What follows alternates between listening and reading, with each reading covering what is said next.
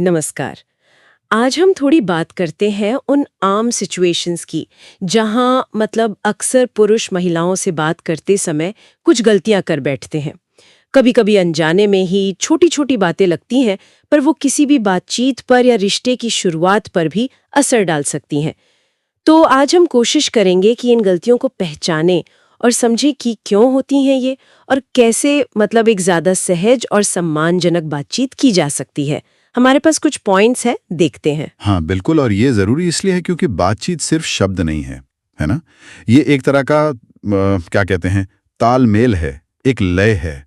और इसमें आपकी सहजता, आपका सम्मान और आप कितना सुनते हैं, ये बहुत मायने रखता है। खासकर जब आप किसी को नया-नया जानने की कोशिश कर रहे हों। तो चलिए देखते हैं पहला पॉइंट क्या है। हाँ, तो पहला नुक्ता है जरूरत से ज्यादा स्मार्ट बनने की कोशिश, ओवर कॉन्फिडेंस दिखाना। जैसे मिलते ही अपनी महंगी बाइक या जिम वाली बॉडी या स्टाइल के बारे में बहुत ज्यादा बातें करना। ऐसा कहा गया है कि इससे लोग इम्प्रेस नहीं होते बल्कि बोर हो सकते हैं। पर एक सवाल है, थोड़ा कॉन्फिडेंस दिखाना तो जरूरी है ना पहली बार में? हाँ, सवाल बिल्कुल सही है। देखिए, आत्मविश्वास तो आकर्षक होता है, इसमें कोई शक नहीं। पर एक बहुत पतली सी लाइन होती है आत्मविश्वास और दिखावे के बीच। यहाँ बात उस दिखावे की हो रही है जहाँ सारी बातचीत बस अपनी ही चीजों पर, अपनी अचीवमेंट्स पर अटक जाए। और दिलचस्प बात यह है, जैसा आपने कहा भी, ये कई बार आत्मविश्वास की कमी को छुपाने का तरीका होता है, ज्यादा होने का नहीं। अच्छा, ये तो बिल्कुल उल्टा हो गया। जो ज्यादा दिखा रहा है हो सकता है वो उतना पक्का है ही नहीं अंदर से। जब कोई बस अपनी चीजों के बारे में बोलता है, मेरी गाड़ी, मेरा घर, मेरी छुट्टियां, तो वो कहीं ना कहीं इन चीजों से अपनी वैल्यू बनाने की कोशिश कर रहा है। सच्चा आत्मविश्वास अंदर से आता है। आपकी बातों में सहजता होती है, आपकी आंखों में एक ठहराव होता है, और सबसे जरूरी, आप दूसरे इंसान में जेन्युइन दिलचस्पी दिखाते हैं। वो मैं नहीं करता, वो आप और हम पर फोकस करता है। तो ये बताने से कि बाइक कितनी तेज है, शायद ये पूछना ज्यादा अच्छा है कि सामने वाले को घूमना फिरना कैसा लगता है। बिल्कुल, बिल्कुल। क्योंकि जब आप उनके बारे में पूछते हैं, उनकी पसंद नापसंद, उनके विचार जानना चाहते हैं, तो आप ये मैसेज देते हैं कि आप सिर्फ अपनी कहानी सुनाने में ही आए हैं, आप उन्हें एक इंसान के तौर पर महत्व दे रहे हैं। दिखावा शायद थोड़ी देर ध्यान खींच ले, पर वो कनेक्शन, वो जुड़ाव तो तब बनता है जब बातचीत दो तरफा हो, ईमानदारी हो। पहला इंप्रेशन जरूरी है, पर वो आपके सामान से नहीं, आपके व्यवहार से बने तो बेहतर है। ठीक है, तो पहला सबक दिखावा नहीं, सहजता और सच्ची दिलचस्पी। ओके, अब आते हैं दूसरे पॉइंट पर। ये भी थोड़ा जुड़ा हुआ सा ही है। बहुत ज्यादा फ्लर्ट करना, तारीफ करना तो ठीक है, पर कहते हैं कि हर दूसरी बात पर आप बहुत क्यूट हैं या आपकी आंखें कितनी खूबसूरत हैं, ये सब शायद भारी पड़ सकता है। हाँ, तारीफ जो है ना, वो एक दो धारी तलवार जैसी है। सही वक्त पर सच्ची नियत से की जाए तो बहुत अच्छी लगती है, किसी को स्पेशल महसूस करा सकती है। लेकिन जब ये जरूरत से ज्यादा हो, लगातार हो और बिना किसी खास वजह के हो, तो उसका असर खत्म हो जाता है, बल्कि नेगेटिव भी हो सकता है। नेगेटिव? तारीफ सुनकर कोई क्यों बुरा मानेगा? ये थोड़ा अजीब नहीं है? नहीं, देखिए, जब कोई, खासकर शुरुआती बातचीत में, लगातार बस लुक्स की या बाहरी चीजों की तारीफ करता रहता है, तो कई बातें दिमाग में आती हैं। एक तो वो तारीफ बनावटी लग सकती है, घिसी पीटी। सामने वाले को लग सकता है कि आपकी स्टैंडर्ड लाइन है, सबके लिए यही बोलते होंगे, तो वो सिंसियरिटी चली जाती है। दूसरा, लगातार ऐसी पर्सनल बातें, खासकर जब आप ज्यादा जानते नहीं हैं, सामने वाले को अनकंफर्टेबल कर सकती हैं। हाँ, ये हो सकता है। उन्हें लग सकता है कि आप उनकी बाउंड्रीज का सम्मान नहीं कर रहे या उन्हें सिर्फ एक ऑब्जेक्ट की तरह देख रहे हैं। हाँ, बिल्कुल। शायद उन्हें लगे कि आप उनकी बातों में, उनके विचारों में इंटरेस्टेड ही नहीं है, बस लुक्स पर ही अटके हुए हैं। एग्जैक्टली। और इससे आपकी नीयत पर भी शक हो सकता है कि आप वाकई उन्हें जानना चाहते हैं या बस फ्लर्ट करके आगे बढ़ना है। सच्ची तारीफ ज्यादातर किसी खास गुण या बात पर होती है, जैसे आपका सेंस ऑफ ह्यूमर अच्छा लगा, या जिस तरह आपने वो पॉइंट समझाया वो बढ़िया था। ये दिखाता है कि आप ध्यान दे रहे हैं। सिर्फ आप हॉट हैं या क्यूट हैं, बार बार कहना बातचीत को सतही बना देता है, और हाँ, अक्सर डिफेंसिव मोड में भी डाल सकता है। तो संयम और सच्चाई ये जरूरी है। समझ गए। तो तारीफ सच्ची हो, खास हो और लिमिट में हो।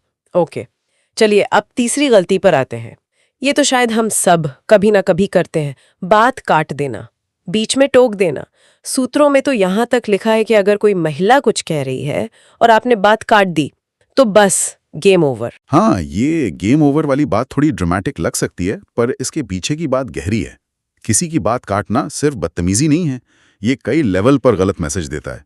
सबसे पहला और सीधा मैसेज तो यही है, आप जो कह रही हैं वो इम्पॉर्टेंट नहीं है, या मेरी बात ज़्यादा ज़रूरी है। ये सीधे सीधे सामने वाले का और उनके विचारों का अनादर है। हाँ, ये तो महसूस होता है। जब कोई मेरी बात काटता है ना, तो लगता है जैसे जैसे मुझे चुप करा दिया गया हो। फ्रस्ट्रेशन होती है। बिल्कुल। और ये सिर्फ फ्रस्ट्रेशन नहीं है, ये बातचीत के फ्लो को तोड़ देता है। हो सकता है वो कोई बहुत ज़रूरी बात कह रही हो, कोई फीलिंग शेयर कर रही हो, और आपके टोकने से वो लिंक टूट गया। और ये भी दिखाता है कि आप सुन नहीं रहे, बस अपनी बारी का इंतजार कर रहे हैं बोलने के लिए। एक्टिव लिसनिंग मतलब ध्यान से सुनना, सिर्फ चुप रहना नहीं होता। इसका मतलब है पूरी तरह प्रेजेंट रहना, समझना और फिर जवाब देना। और शायद अगर हम पूरी बात सुन लें तो हमारी अपनी समझ भी तो बेहतर होगी। हो सकता है हम जिस बात पर टोकने वाले थे उसका जवाब आगे आने ही वाला हो। निश्चित रूप से, बिल्कुल। अक्सर हम आधी अधूरी बात सुनकर ही राय बना लेते हैं या सलाह देने लगते हैं। पूरी बात सुनने से गलतफहमियां कम होती हैं और हमें सामने वाले का पूरा पर्सपेक्टिव समझने का मौका मिलता है। बातचीत गहरी होती है, सार्थक होती है, और जब उन्हें लगता है कि उन्हें सुना जा रहा है बिना टोके, तो वो ज्यादा सेफ और सम्मानित महसूस करते हैं, खुलकर बात करते हैं। तो बस थोड़ा सब्र, सामने वाले को बात खत्म करने देना जरूरी है।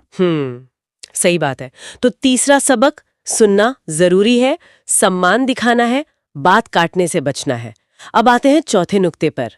ये थोड़ा और बारीक है, बिना ठीक से सुने या गलत टोन में कुछ कह देना। उदाहरण था, जैसे किसी से कहना, तुम थोड़ी अलग लगती हो। अब ये तारीफ भी हो सकती है, ताना भी। निर्भर करता है कहा कैसे गया है। ये बहुत इंपॉर्टेंट पॉइंट है, क्योंकि यहाँ शब्दों से ज्यादा वजन होता है आपके लहजे का, आपके टोन का, कॉन्टेक्स्ट का, और हाँ, बॉडी लैंग्वेज का भी। वही वाक्य तुम थोड़ी अलग लगती हो अगर मुस्कुराहट के साथ तारीफ के अंदाज में कहा जाए, जैसे इस पूरी भीड़ में तुम सबसे अलग, सबसे दिलचस्प लग रही हो, तो ये कॉम्प्लीमेंट है। लेकिन अगर यही बात रूखेपन से या तुलना करते हुए कही जाए, तो मतलब निकल सकता है कि तुम नॉर्मल नहीं हो या तुम अजीब हो। हाँ, ये तो है। कहने का अंदाज ही सब कुछ बदल देता है। पर ये हमेशा इतना आसान नहीं होता ना, सही अंदाज पकड़ना। कभी कभी बिना चाहे भी गलत मतलब निकल जाता है। बिल्कुल, बिल्कुल। और इसीलिए यहाँ ठीक से सुनना और समझना बहुत जरूरी हो जाता है। कुछ भी कहने से पहले, खासकर अगर बात थोड़ी सेंसिटिव लगे, तो एक पल रुककर सोचना जरूरी है। सामने वाले ने क्या कहा है, किस मूड में कहा है, मेरा जवाब किस टोन में जा रहा है, मेरे एक्सप्रेशन क्या कह रहे हैं।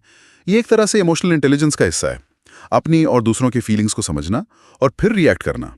बिना सोचे समझे या आधी बात सुनकर कुछ भी कह देना, वो मिसअंडरस्टैंडिंग तो पैदा करता ही है, सामने वाले को हर्ट भी कर सकता है, भले ही आपकी नीयत वो ना हो। तो मतलब हमें सिर्फ अपने शब्दों पर नहीं, बल्कि अपने पूरे कम्युनिकेशन पर ध्यान देना है। टोन, बॉडी लैंग्वेज और सबसे जरूरी, सामने वाले की सिचुएशन और फीलिंग्स को समझना। और अगर कभी गलती हो जाए तो क्या करें? हाँ, बिल्कुल सुधारा जा सकता है। अगर आपको लगे कि आपकी बात गलत समझी गई है या आपने कुछ गलत कह दिया है, तो उसे मान लेना और क्लियर करना बेस्ट है। आप कह सकते हैं, शायद मेरा मतलब ठीक से साफ नहीं हुआ, मैं असल में ये कहना चाह रहा था, या सॉरी अगर आपको बुरा लगा, मेरा इरादा ये नहीं था। ईमानदारी से सफाई देना अक्सर बात संभाल लेता है, पर सबसे अच्छा तो यही है, पहले सोचें फिर बोलें। ये बहुत काम की सलाह है। ओके, अब आते हैं पांचवी और आखिरी गलती पर। वो है बहुत ज्यादा चिपकना या डेस्परेट लगना। जैसे लगातार मैसेज करना, हर मैसेज का तुरंत जवाब एक्सपेक्ट करना, बार बार कॉल करना। कहा गया है कि थोड़ी दूरी, थोड़ी मिस्ट्री भी जरूरी है आकर्षण के लिए। हाँ, ये सीधा सीधा पर्सनल स्पेस और बाउंड्रीज के सम्मान से जुड़ा है। जब कोई लगातार किसी के पीछे पड़ा रहता है, हर वक्त उनकी लाइफ में घुसने की कोशिश करता है, तो ये सामने वाले के लिए बहुत बोझिल हो जाता है, तमघुटू भी लग सकता है। हर किसी को अपने स्पेस की जरूरत होती है, अपने टाइम की। लगातार कांटेक्ट करने की कोशिश अक्सर सामने वाले को ये फील कराती है कि जैसे उनकी आज़ादी छिन रही हो। और शायद ये भी लगता है कि इस इंसान की अपनी कोई लाइफ ही नहीं है, मतलब हर वक्त बस मेरे बारे में ही सोच रहे हैं। हाँ, ये एक आम इंप्रेशन बन सकता है। लगातार अटेंशन मांगना, हर वक्त अवेलेबल रहना या जवाब न मिलने पर परेशान हो जाना, ये सब एक तरह की निर्भरता या कह लें डेस्परेशन या इनसिक्योरिटी दिखा सकता है। ऐसा लगता है कि आपकी अपनी खुशी या सेल्फ वर्थ पूरी तरह सामने वाले के रिस्पॉन्स पर डिपेंड करती है, जबकि लोग अक्सर उन लोगों से ज्यादा अट्रैक्ट होते हैं जो इंडिपेंडेंट लगते हैं, जिनकी अपनी रुचियां हैं, अपने दोस्त हैं, अपनी एक भरी पूरी जिंदगी है। वो मिस्ट्री वाली बात जो थी उसका क्या मतलब है? क्या जानबूझकर इग्नोर करना या गेम्स खेलना? नहीं, मिस्ट्री का मतलब गेम्स खेलना या बातें छुपाना नहीं है। इसका मतलब है कि आप अपनी पूरी कहानी, अपनी पूरी पर्सनैलिटी पहली बार में ही खोल कर ना रख दें। आप सामने वाले को धीरे धीरे आपको जानने का मौका दें। और सबसे जरूरी, आप अपनी जिंदगी जीते रहें।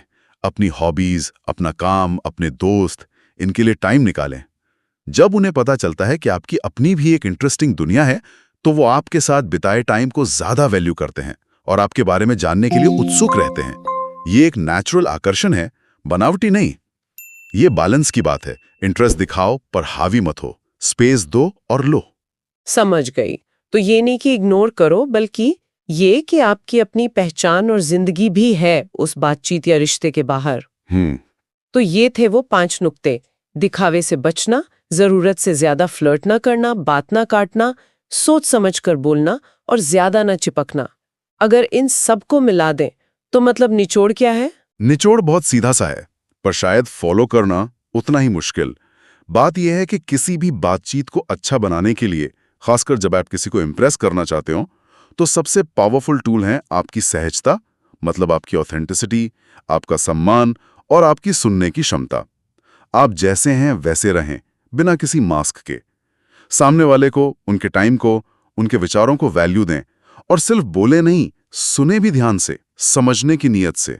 मतलब बाहरी दिखावा या चालाकी भरी बातों से ज्यादा असरदार आपका असली और सम्मानजनक व्यवहार है।